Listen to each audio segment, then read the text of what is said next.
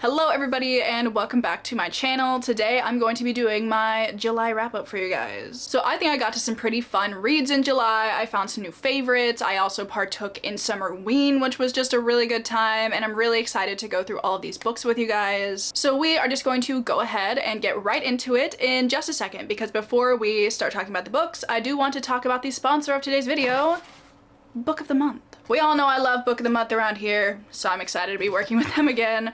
Also, this box is Winnie approved. If you guys don't know, Winnie is my cat. I opened this box a few days ago and she claimed it as her box, so if that's not a shining endorsement, I honestly don't know what is. If you guys don't know what Book of the Month is, they are a super popular and fast-growing online book service for readers that helps to promote new and emerging authors so readers can discover new books that they could potentially love. Basically how it works is every month they come out with a curated selection of new and early release titles that you can then choose from. They have both hardcovers and they recently introduced audiobooks as an option, which I think is really fun because I am a big proponent of audiobooks. Something I also really like about Book of the Month is their skip policy, because if you happen to not really be into any of the titles that they have selected for the month, you can skip at no charge to you. Also, if you guys do not know, they do have the best price for hardcover fiction. Buying hardcovers makes me want to cry sometimes because they're so expensive. So having Book of the Month as an option is just really nice. And you can actually get your first Book of the Month book for just $9.99 with the code VACAY. Also, another little added bonus for Book of the Month, which is a small thing, but I always love them, is they send you a little bookmark. I have a ton of these and I love them so much. But let me quickly show you the two selections that I've picked for this month. First up here we have Vampires of El Norte by Isabel Cañas. I saw the word vampires and I knew this was the one for me. Although this one is a little bit different from like some of the vampire stories that I've read, because I think it kind of has a Western feel to it, which just sounds so intriguing, and I'm really hoping I can read this soon. And then we also have None of This Is True by Lisa Jewell. I've never read anything by Lisa Jewell before, but I know a lot of people love her thrillers, so I'm really excited to give this one a try. I think this follows somebody with a podcast, and I love books where people have podcasts. And on that podcast, they interview a stranger, and apparently this person wants to share the story of a lifetime, so obviously I'm intrigued. So these are just two of their selections for the month, but they do have other selections. If you want to go check them out, I will have them linked in the description. And don't forget, you can use the code VACAY to get your first book for just $9.99. So thank you so much to Book of the Month for sponsoring this video, and let us get into talking about the books that I read this month. It is also a super rainy and dreary day outside right now, so I think it's honestly the perfect time to just sit down, cozy up. I wish I had like some kind of hot beverage, but all I have is my water. Close enough. So let's get into it. Last month I structured the video based on star rating and I really liked that, so I think I'm going to continue to do that. So I'm going to start with my 1 stars. If I had any, I don't have any 1 stars. We're gonna start with the low ratings and we are going to work our way up to the 5 stars. Keep you in suspense, you know. So first up, we are going to talk about all of the books that I gave 3 stars this month. I don't have any books with lower ratings than a 3 star because for the most part, if I'm gonna give a book a lower rating than a 3 star, I will probably have DNF'd it already. The first thing that I want to talk about is a book that really disappointed me, to be honest, and that was Daughter of No Worlds by Carissa Broadbent. I think I considered giving this book a 2.5, but I bumped it up to a 3, but it's a really low 3. I just did not enjoy this book, and it makes me really sad because I really thought I was going to. I read The Serpent and the Wings of Night by Carissa Broadbent last month, and while I didn't absolutely love it, I still thought it was really fun. I really liked the romance, the world, the magic, all of that was really cool. But I just didn't really have those feelings towards this book. Basically, you are following our main character Tisana, who is a slave at the beginning of the book, but through some certain events she ends up buying her freedom and leaving. And now that she's freed, her goal is to go find the people that she believes are going to help her free other people who are also in her situation. So she ends up going to this group of people, but to join them she has to go through an apprenticeship, but they're like, sorry, all of the good people who are doing apprenticeships are taken, so you can go have that grumpy guy over there who doesn't want to teach you anything. So she ends up going. He's like really reluctant at first, he won't teach her anything, but obviously as the book progresses he does kind of open up and start to properly train her for like the kind of entrance exam things that they have. So there are definitely a lot of aspects to this book that I thought I was going to like. Generally that premise did intrigue me, but I just didn't really get anything from this book. And there was really no point in time that I was super invested in it. I thought our main characters were fine, I just didn't love them. I thought the magic was fine, I just wasn't really that interested in it. I was honestly just really waiting for the book to be over. And I probably should have DNF'd it, but I was at like the 400 page mark and I was like, I'm not DNFing this at the 400 page mark. Like, I've made it this far, I'm just gonna see what happens in the rest of the book. and I still didn't love it. So it was fine. It just got a 3-star from me because I didn't love it. And then the only other book that I gave 3 stars this month was The Only One Left by Riley Sager. I had just seen so many people picking this book up because it did get released at the end of June, and I just wanted like a fun thriller audiobook to throw on while I was doing some puzzles, and that one got my attention, so I picked that one. So this book follows our main character who recently got a new job working as a caretaker for this old woman who lives in a mansion by the sea. As you can see from the cover, this old woman lives in a house like on top of these cliffs. It's really spooky, it's really secluded, and I really liked the setting of this book. But also as the story progresses, you learn that there is this rumor about the old woman that our main character is taking care of, that apparently she murdered her entire family back in like the 1920s, I think, because this book takes place in the 80s. So 60 years ago, she like murdered her family, and now our main character is going to take care of her in this like secluded mansion, and you're kind of like, interesting. But also our main character kind of commiserates with the old woman because she's gone through something somewhat similar in her own life, so obviously she doesn't want to believe that this old woman was capable of something like this. So it's really interesting to see how our main character reacts as she starts to learn more of the actual story of the old woman. And overall, I really enjoyed the first part of this book. I feel like for the most part, I always enjoy the first part of like mysteries and thrillers when they're like setting things up, kind of getting to know everything, you're getting a lot of new information. Like that is my favorite part. And then like in the second half of the book, I was still enjoying it. I just didn't enjoy it as much as I was. I think the book was definitely well paced. I feel like there was a lot of interesting new information. The kind of twist at the end I didn't see coming and I thought was fun. But for the most part, I just don't think I am a thriller girly at heart, so this one just wasn't for me. However, for the most part, I did like it, and I definitely would recommend if you're on the lookout for a new thriller. It's got that like northeastern Maine on the coast of the sea kind of vibe, which I do generally enjoy. So if you enjoy that, I'd probably recommend. So now that we have gone through our 3-star reads, let's get into the 4 stars. First of all, I do want to talk about 2 more books that I read for Summerween. The first one being episode 13 by Craig D. Louis. This one centers a ghost hunting reality TV crew as they go spend some time in this creepy house. And in the 70s, this house was the location where like some weird paranormal experiments were happening, so obviously they're kind of looking for things that pertain to that. And first of all, I love the format of this book because it is completely mixed media. It's written, like, look at that, like there's pictures, like that's fun. It's also written in journal entries, show transcripts, text messages, like all of the mixed media elements are in here, and I really enjoyed that because I think it really helped with the pacing of the book. I was a little skeptical as to whether or not the more like scary paranormal elements were going to come through in a mixed media format like this, but they definitely did. And I feel like the way that they were written really enhanced the experience, honestly, because it's very intense. I was also listening to the audiobook for this because I think the audiobook is really good because I have like a full cast. And it also has like a bunch of sound effects, and like sometimes the sound effects are too much. But like also sometimes they're just enough and they really like make everything seem so intense, so I loved those parts of the book. The only thing with this is that I didn't completely love the ending of it, but the rest of it was really fun. So if you're on the lookout for like a found footage style horror book, I recommend this. Like I don't think it's really scary, but it's just a fun time. And then I also read Gone Girl by Gillian Flynn. Again, I really enjoyed this one. I've had Gone Girl for quite a while, and I've been meaning to pick it up for a long time because I know so many people love this thriller and consider it to be one of their favorites. Basically, this book follows our main character, Nick Dunn, who one day comes back to his house to find that his wife is missing, his house is disheveled, it looks like somebody kidnapped her, so obviously he's trying to figure out what happens. And I will not say anything more. Go figure it out for yourself. It's very interesting to see the twists and turns that this book takes. I also feel like this is a thriller with really well written and fleshed out characters. Like I feel like I really know who Nick and Amy Dunn are as people, and they're both awful.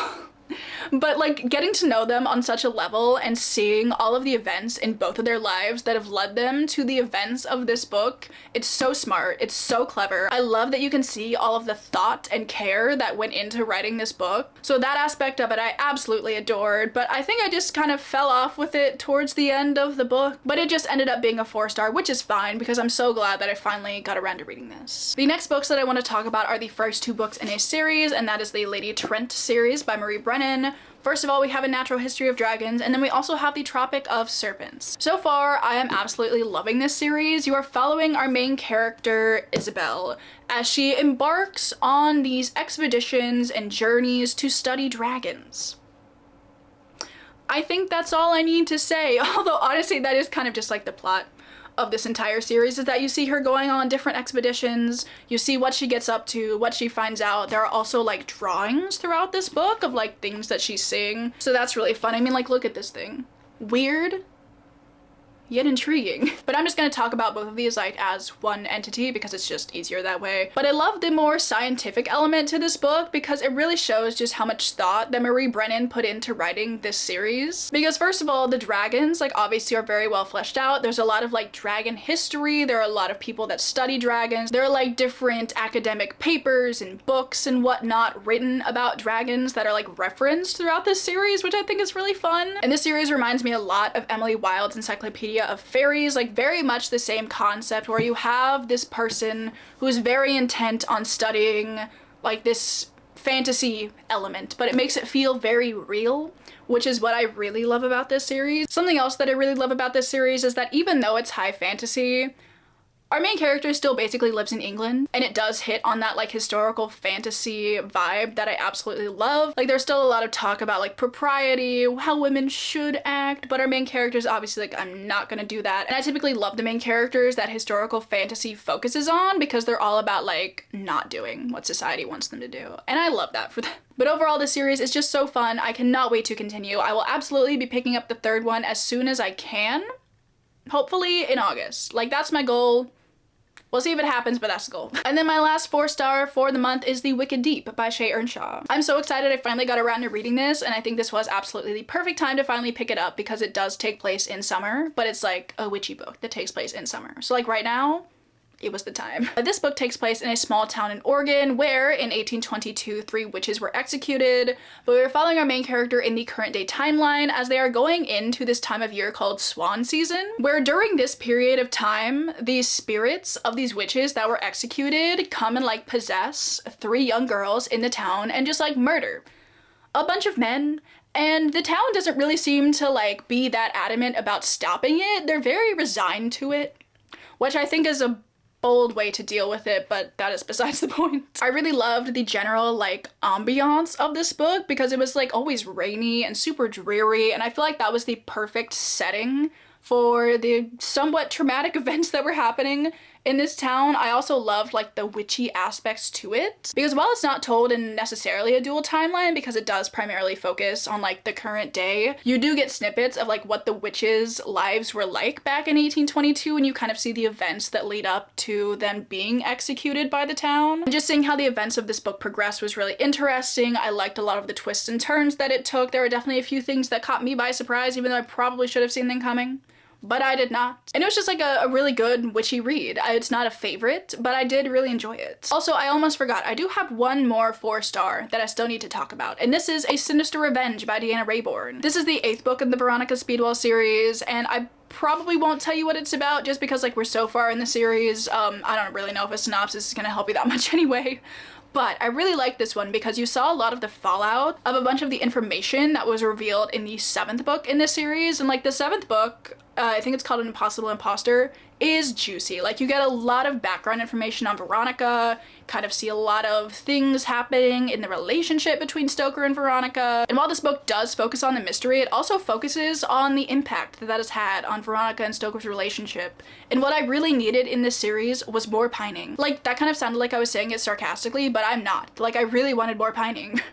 So this is good. I also really enjoyed the setting of this book because you got to see Stoker's childhood home, and his brother Tiberius was also very present in this one, and I think his brother Tiberius is so funny. So I was really excited when I realized that he was going to be like a main character of this book. And overall, it was just a really good time. I love the Veronica Speedwell series. I think I saw that on Goodreads. The title for the next one is maybe potentially announced, and I think it's called A Grave Robbery, which I think is so funny. Like I saw that and I was like, that is too good. Like I am so excited for that one to come out because it comes out next, I don't know, March probably, if I had to take a guess. I'm so excited about it. So I can't wait, honestly. And now we are quickly going to move into talking about my 3 5-star reads of the month. There they are. Look at them all. Okay, so the first one we have here is Love Theoretically by Ali Hazelwood. Honestly, this book really took me by surprise. I was not expecting to enjoy it as much as I did, but when I finished it, I was like, kind of want to read it again. And that is the mark of a 5-star for me. So this book follows our main character, Elsie, who is currently working for this like dating service where people can pay for her to pretend to be their fake girlfriend for like certain events and whatnot. And one of her main customers, whose name is Greg, takes her to this family function where she meets his brother Jack. It's not really that relevant in that moment, but it is very much relevant later, when eventually she goes and she applies for a job in like the normal field that she works in, because she is trying to find a job where she can, you know, pursue her field of theoretical physics. And surprise, surprise, one of the people involved in her hiring process is Jack. They also have this like kind of feud thing going on because she's a theoretical physicist and he's an experimental physicist. And there's this whole like rift in the physics community, which is very relevant throughout the entirety of this book. So that's kind of the general premise for this book. Obviously, romance does indeed ensue between Jack and Elsie. I love their dynamic so much because Elsie is the type of person that is very much like, she changes her personality kind of depending on the people that she's with, and Jack, love him, he sees right through it and he kind of like calls her out on her nonsense, and I love that so much. I love seeing how they interact. It was just so good. But I talked about this in my last video, so if you want to know more, you can always go check that out. But big fan. My other 5-star that I have also talked about on my channel, so I'm not gonna spend too much time talking about it, is A Dowry of Blood by S.D. Gibson. This book, it was so good. The writing, the plot, the vampire-ness, I loved it. Honestly, that's all I'm gonna say about it though, because I talked about it a ton in my Summerween vlog, so just know that it was great. And then I also finally got around to reading The Night Circus this month by Erin Morgenstern. This was my Patreon buddy read for July. I do have an entire Patreon exclusive spoiler-filled reading vlog. If you guys want to check it out, my Patreon is always linked down below. But obviously I will talk about it a little bit here. I absolutely adored this book. It was so lovely. It was so whimsical. It was so magical. But this follows two magicians who have been in a competition since they were very young. They are constantly trying to outdo each other, and their venue of choice is the Night Circus, which is a circus that arrives with no warning. It just pops up overnight. It kind of reminds me of Something Wicked This Way Comes by Ray Bradbury, but honestly in the best way, because I love that aspect to it. And just the love story that's in this book, just the writing, the circus is so magical. I have so many thoughts and feelings on this book that I cannot properly articulate in the time allotted for me to finish filming this video, but you're just gonna have to trust me that I really loved this book, and I'm so glad that I finally got around to reading it. Just yeah. So I know I went through the 5 stars kind of quickly. I'm sorry. I'm running out of time to film this video. But just know that they were all fantastic, and I would highly recommend any of them if you guys are looking for any recommendations. They're all stunning, honestly. And lastly, I do quickly want to go through the things that I gave no rating this month. First up here, I actually have 2 Penguin Little Black classics. First of all, we're gonna talk about Only Dull People Are Brilliant at Breakfast by Oscar Wilde. This isn't like a normal book. It's kind of just full of, I don't know, witticisms, I guess, as you can see. Some of these I highlighted, some of them were nice. Let's read one, shall we? Oh, I like this one. Anybody can have common sense, provided that they have no imagination. So, they're just like things Oscar Wilde has said. I think Oscar Wilde in general is very funny and witty, so like reading through this was enjoyable. So, if you like Oscar Wilde, I'd probably recommend checking it out. And then I also read The Telltale Heart by Edgar Allan Poe. This actually contains 3 different stories, just The Telltale Heart is one of them. So it has The Fall of the House of Usher and The Cask of Amontillado as well. I really enjoyed The Telltale Heart. It's very creepy, it's very eerie. I don't really know what to say about the plot because it's like 10 pages, so I don't want to spoil it for you. But in those 10 pages, I feel like he does a really good job of setting up a macabre atmosphere. It's very unsettling, creepy. I really like The Telltale Heart. However, the other 2 in this one, I didn't really love. The Cask of Amontillado, I did not know what was happening half the time. Like, I get the general premise. I just did not really like it. And The Fall of the House of Usher, I also didn't really enjoy, and I don't really know why. It just wasn't one of my favorites. But I did really enjoy The Telltale Heart. I haven't read a ton of Poe before, but this is definitely making me realize that I should pick up more by Poe. So that will definitely be happening, hopefully within the next few months. Next up, I have 2 graphic novels, both of which I don't really have a ton to say about, so I'll just talk about them rather quickly. We have The Moth Keeper by Kay O'Neill. I didn't love this one, to be honest. The story didn't really grab me, but I did really enjoy the art style. Kay O'Neill's art style is absolutely stunning. It's so pretty. I love looking at it. I just didn't really enjoy the story that much. And then I also read Hollow, which is a graphic novel that takes place in Sleepy Hollow, obviously based off of The Legend of Sleepy Hollow by Washington Irving. That is one of my favorite like spooky short stories. I read it last October and I will definitely be doing a reread of it this year because it's super short. But I saw that there was a graphic novel set in Sleepy Hollow, and I thought this one was so much fun. It basically just follows our 3 main characters as they try to figure out a headless horseman-ish inspired mystery. I like this one because it kind of turns the elements of the original story on its head a bit, and I thought it was a really fun and fresh take. So, big fan, would recommend for, again, the upcoming spooky season. And then the only other thing that I have not given a rating to this month is The Girl That Fell Beneath the Sea by Axie O. This was the Wyverns and Words book club pick for July. We did not end up doing like a live show or anything for it because we took a month off, but obviously I still wanted to read it. And I really don't know how I feel about this one, hence why I haven't given it a rating.